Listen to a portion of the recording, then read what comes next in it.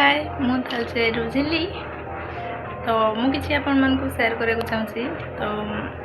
मुझे fast 9th class मामूर घर को गली तो किसी चिन्ह नी जानी खाली माई मामू जानी तो बहुत डरी थी बहुत नर्भस थी मत घर कथा बहुत मन पड़ूला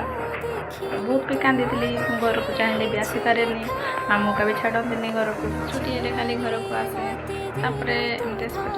नुआ नुआ टे स्कूल जावाई सांगसाथी सब नुआ नुआ तो गला टे भल लगे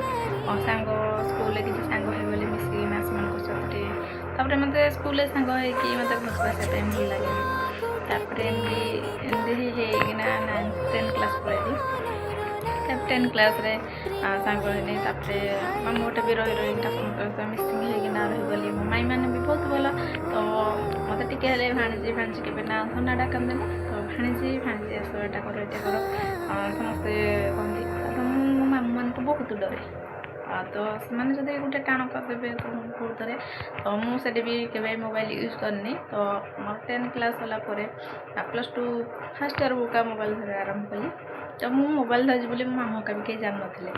तो मुझे लुचेक मोबाइल धरे तापर एमती क्या सहित कथबार्ता नाला किंतु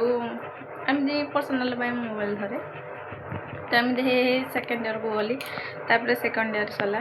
तापर मामू घर जो गाँव को आसली एमती किसी नॉर्मल एमती किसी नाला